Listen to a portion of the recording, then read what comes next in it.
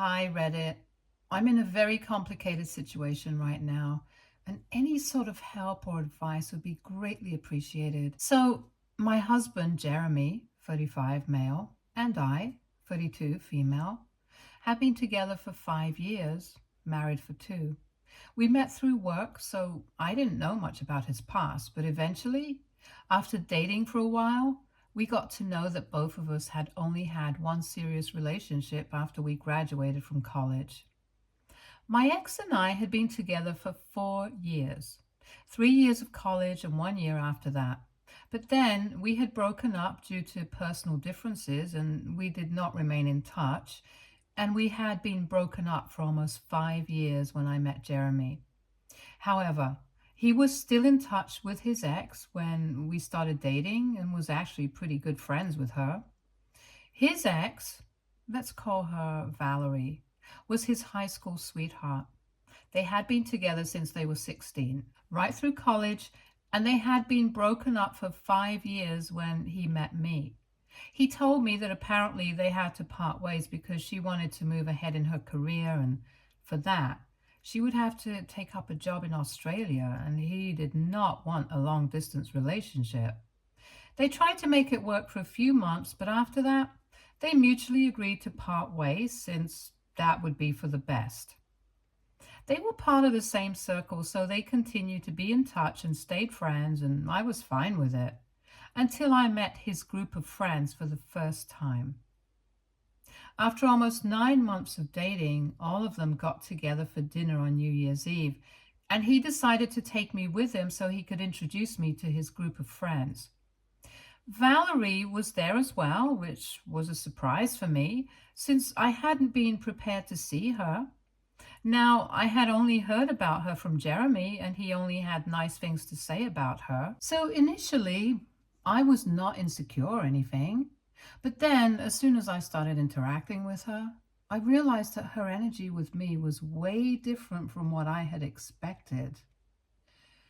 Jeremy had made her sound like she was really warm and relaxed, but I did not find her to be that way in the slightest. She made some really cutting remarks about me in front of all the people present there, and everyone just laughed it off because apparently that was her sense of humor. But I didn't like it one bit. I don't think anybody got it because she disguised the things she said as jokes, like how she remarked that it was surprising for her to see me in person because I looked different in pictures, and now that she had seen me, she was not sure if I was Jeremy's type, since he mostly preferred tall blondes, and I was neither, but she was, and everybody laughed since they thought she was just joking. She also made some remarks about how I was her successor. So she felt like she owed it to me to give me some training on how to keep Jeremy happy. These were all still harmless remarks, and I was willing to look past it because maybe she was not trying to target me, but maybe she actually did have a very weird sense of humor, like everybody said. But then, while we were drinking, she toasted the fact that Jeremy had finally moved on and how happy she was for him. I thought that was nice until she said that had it not been for her decision to move to Australia, I probably wouldn't even be here with them. Nobody laughed at that, thankfully, because it was kind of awkward, but she quickly started laughing at her own weird comment, and everyone was forced to chuckle, so we could just move past it.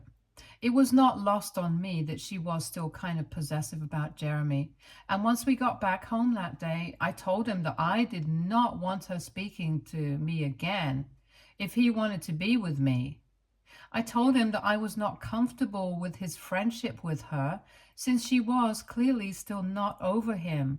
And also, she had been downright rude to me the entire time that we were together. I had put up with her respectfully once. I was not going to do that again. And I was very clear about my boundaries because even in my earlier relationships, I have had to deal with things like this. Thankfully, Jeremy seemed to realize where I was coming from. He told me that he had also found her behavior very strange and had come to the conclusion that he would have to cut her out of his life because he did not want issues in our relationship because of Valerie. So that was that. And after that incident, I never heard him mention Valerie or speak to her again. He had told me that he had blocked her, so I was content with that explanation. I met his friends several times after that, and they also never brought up Valerie with me, probably because Jeremy had told him that I didn't like her and things had been going smoothly until last week. Now, I've actually been pregnant, and last Sunday was my due date. It's Thursday today, and Jeremy left to attend to Valerie because she had some emergency she needed him to be there by her side for. So he left 2 days before my due date and came back last night. We had a massive argument about it too, because I had assumed that he had blocked Valerie everywhere and hadn't kept in touch with her. And he told me that he had indeed done those things, but she had used a different number to contact him, and she was pretty desperate. Apparently, she had been diagnosed with stage 2 brain cancer, and she really needed somebody to be there for her. I was furious at him because there was no way I could accept the fact that he was willing to leave me alone when I was so heavily pregnant. And honestly, Valerie had just been diagnosed, and I could understand that it was difficult for him to accept that somebody he used to be close to might not make it, but it's not like she was going to pass away the very next day. He could go after he had at least been there for me through the labor, watch his child being born. But the day that he received this news, he had to leave immediately. I tried to tell him that it was ridiculous that he was even considering leaving me alone when I was in this condition. But he told me that he would be back before I went into labor and that due dates are not accurate. So I might still have time for another week or so, and he told me to just deal with it until he was back, and then left for the airport that very day without even bothering to finish talking to me. He was well aware of the fact that I did not have my family here. My parents lived in Iowa, and I was completely relying on him. After he left for the airport, I tried to call him several times, but his phone had been switched off. I was really upset and desperate, so I called my mother-in-law instead because she has always been nice to me. And as soon as I explained the situation to her through tears, she came right over and started trying to call as well. But of course, his phone was switched off. She comforted me and was there for me throughout that day because I was really upset and just kept crying throughout, since the pregnancy hormones were also messing with my emotions. We couldn't reach Jeremy until the next day, and even then, when we called him, he did not answer and only sent us both a text message saying that he would be back soon enough and hopefully before the baby was born. He apologized for pulling this on me and said that he was going to accept whatever punishment I thought was beneficial for him when he came back. But for now, he just had to be there for an old friend because she also did not have any family in Australia, and her parents couldn't fly out to see her since her dad was very sick as well. So she was really counting on him to be there for her, to at least process this, and he just had to be there. That explanation did nothing for me, and it only pissed me off even more that he thought it was more important to be there for an old friend because he thought that a cancer diagnosis was an emergency, whereas he was ignoring somebody who he should have actually been there for, his wife. And I don't think that a cancer diagnosis is any more of an emergency than a literal pregnancy, because what was he going to do about that? Cure her instantly? No, right? So he should have just stayed here with me. My mother-in-law was thinking along the same lines, and when he sent me that message, she asked me very bluntly if I wanted to leave him. And I didn't think much. I just said yes. So she spoke to her lawyer and had him draw up divorce papers for me, along with an agreement to terminate parental rights for Jeremy. She told me that if he came back within the due date, Then I was free to make a decision about whether I wanted to file for divorce and get this over with, or would rather speak to him and then clear the air before doing anything. And if he was not able to make it, then it was very obvious what I had to do. She had raised Jeremy herself and had been a single parent, so I could understand why she was so bent on this. She even told me that she would make sure that Jeremy paid child support, unlike his father, who had never even bothered to meet Jeremy after he was born and had left his mother all by herself to raise him. She promised me that I would not go through the same thing as she did, and was there for me throughout this week. For the next couple of days, neither of us contacted Jeremy, and on Monday, I went into labor. Then my mother-in-law tried to call him to at least let him know that I was giving birth. But even then, he did not pick up, and she decided not to text him about it because there was no point. My parents had flown in the day before, so that was pretty lucky. And they were all there for me, but even then, I felt Jeremy's absence very strongly that day, and I made up my mind that no matter what happened when he came back, I would not be able to go back to seeing him the same way again. So I filled out the paperwork for the divorce and told the lawyer to file it on my behalf so I could get the proceedings started as soon as possible. I did that literally just 3 hours after I had given birth and was barely in any condition to even lift the pen. But one look at my daughter told me that if I wanted to be happy and be a good mother to her, I had to be good to myself first. And I couldn't do that if I continued to stay with a man who had made it so clear to me that he cared more about his obligations to Valerie than to me. After I gave birth to our daughter, I didn't even call him. And my mother-in-law, my parents, and I were staying at home together. My parents are supposed to go back tomorrow, though, so after that, it's just going to be me and my mother-in-law. I told all of them about my decision to leave him because he hadn't even tried to get back in touch with me, even though he had promised me that he would be back before the due date. And he just spent a week with Valerie. Anyway, last night, he came back home pretty late. I opened the door to him and he instantly hugged me, but I shook him off and I said I wanted nothing to do with him. Then, on hearing the doorbell ring and the door being opened, my mother-in-law walked into the room with the papers and literally threw them in her son's face and said that she wanted him to leave that very instant. She said that she didn't even care where he spent the night, but she just wanted him out of the house because right now, I needed some peace and quiet because I had given birth a couple of days back and he wasn't even there for it. She also told him that I had already filled out the paperwork for the divorce and she needed him to fill out the paperwork to terminate his parental rights over our daughter. He was shocked and couldn't even say anything for the first couple of minutes, and I decided to clear out the room as soon as possible because my mother-in-law was right. I was still pretty weak and I needed time to recover physically. So I went to another room because I really did not want to speak to Jeremy. And seeing him had made my resolve weaken significantly. I did not want this to get even more difficult for me. Then I heard the sound of yelling and I realized that Jeremy had started fighting with his mother. But I decided not to intervene and stayed out of it with my daughter. After a few minutes, I started to hear Jeremy calling out my name, demanding that I speak to him and at least let him have a look at his daughter because I owed that to him. That rubbed me the wrong way, and I went back outside to see him after I placed my daughter in the crib. And I told him that after what he had done, I owed him absolutely nothing. He had made a conscious choice to not be there for me, knowing that I was near my due date, and he had chosen not to be there for the birth of his child. He had left me all alone, and I was just lucky that my mother-in-law was there for me. So I owed him absolutely nothing, and I told him I didn't care at the moment.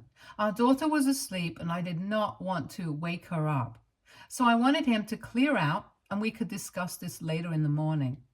Eventually, he left, but I could see that he had tears in his eyes while leaving.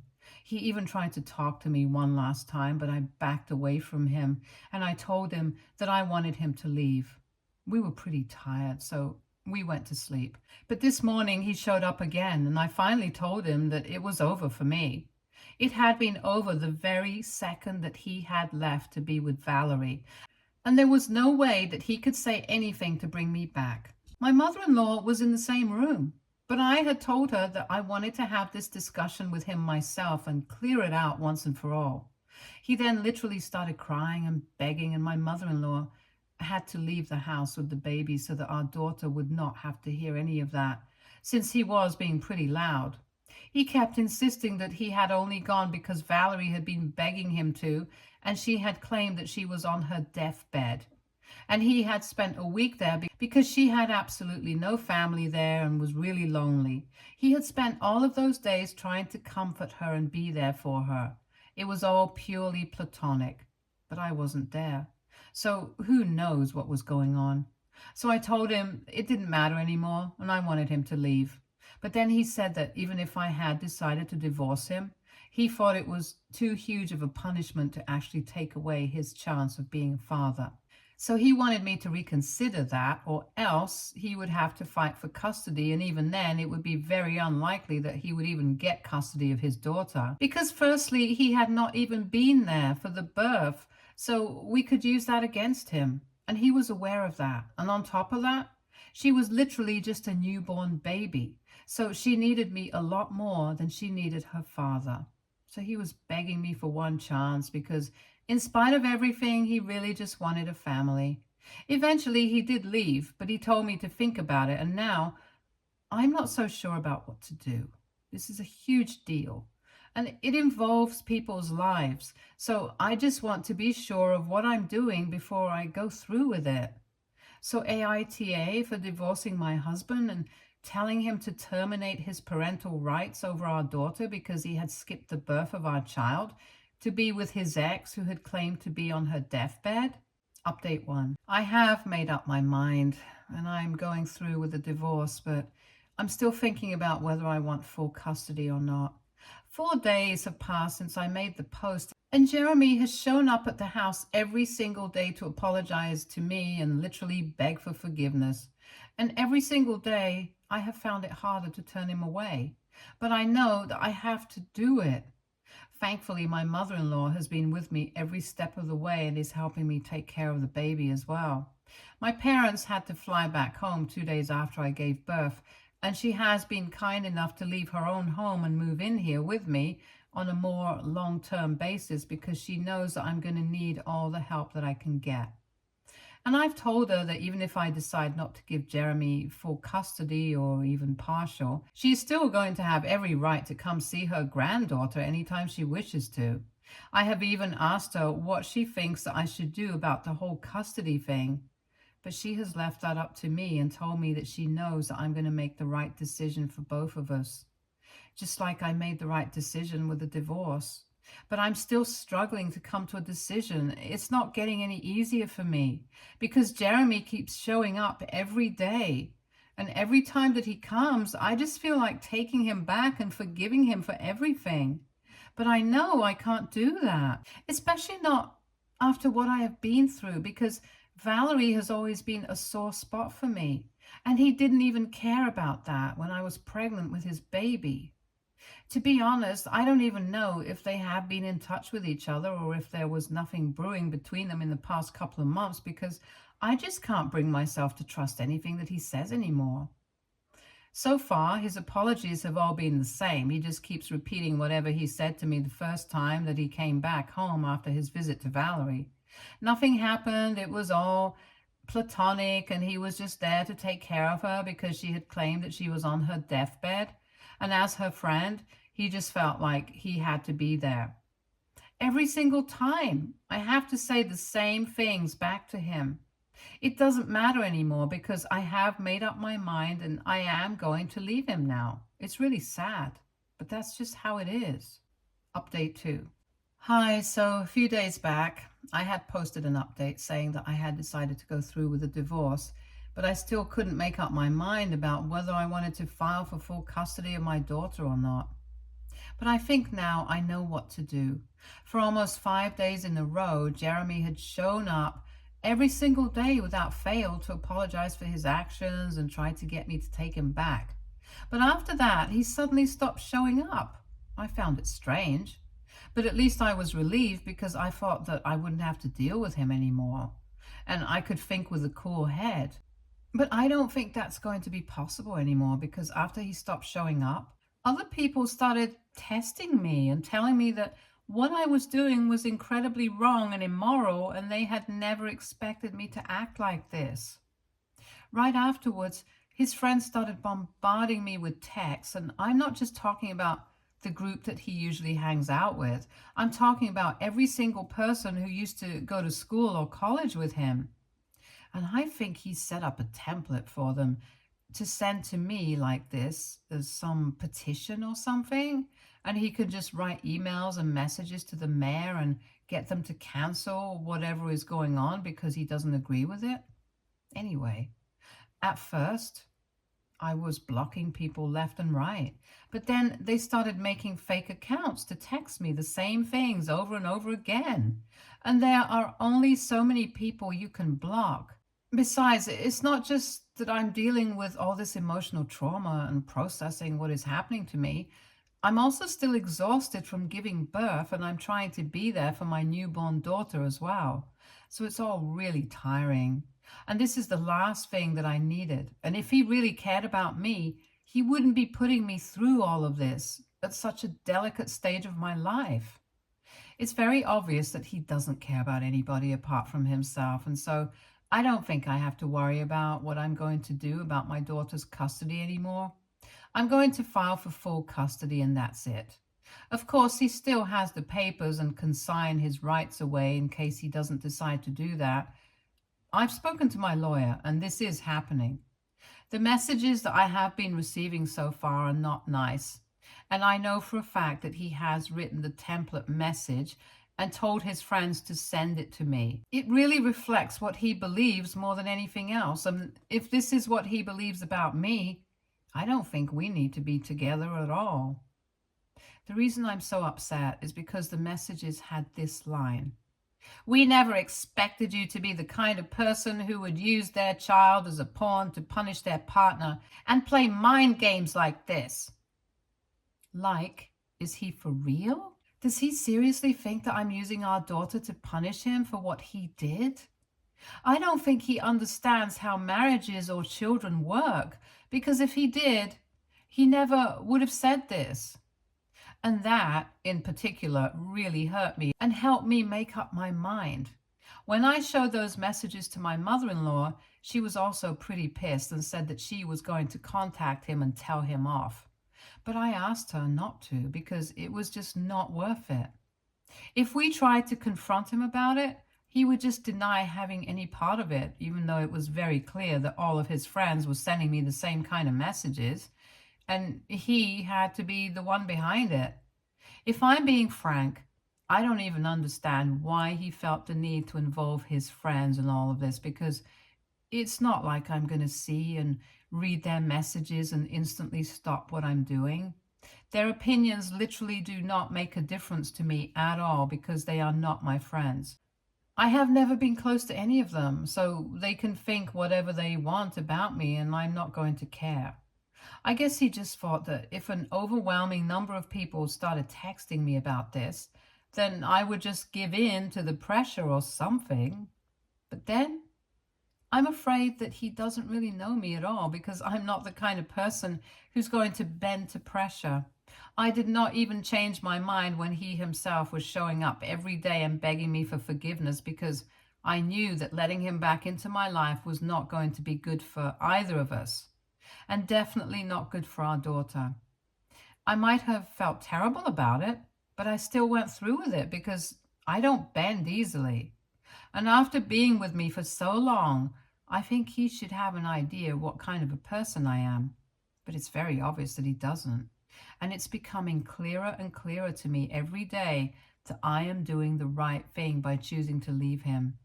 So not just his friends, but even if every single person that he knows starts texting me about this, I'm still not going to change my mind. In fact, this thing that he has done has only helped me feel more strongly about what I'm doing. And I know that as long as the people that I love are on my side, I don't have to worry about any of this. Update 3.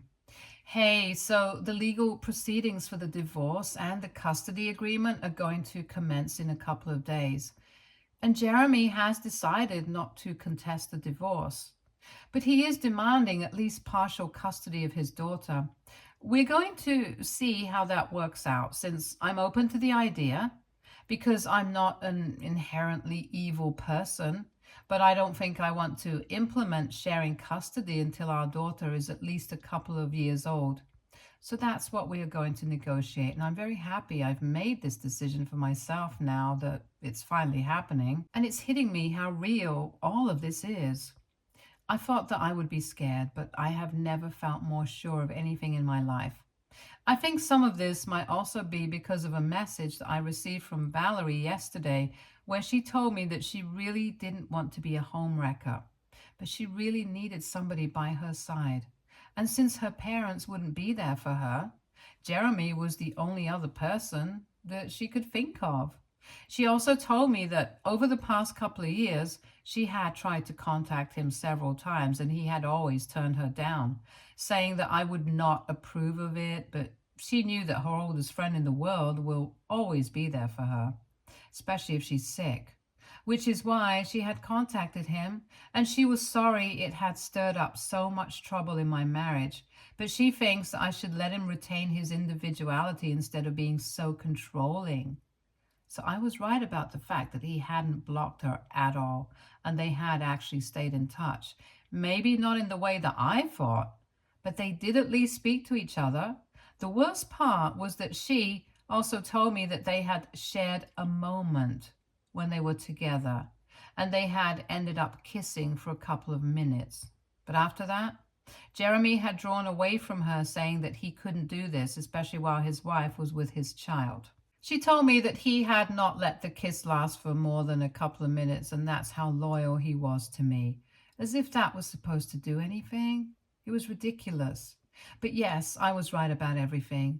So now, getting the divorce and custody on my terms should be a cakewalk, since I know these things. I have spoken to my lawyer, and we have also tweaked our petition to demand slightly more of everything, because now I feel like I deserve it, since I've been cheated on clearly. Anyway, I'm feeling very confident about what I'm doing, and I know that things are going to work out. I'll keep you guys posted on whatever is going on. Thank you so much for tuning in here. Stay tuned for more stories from Argo Relationships.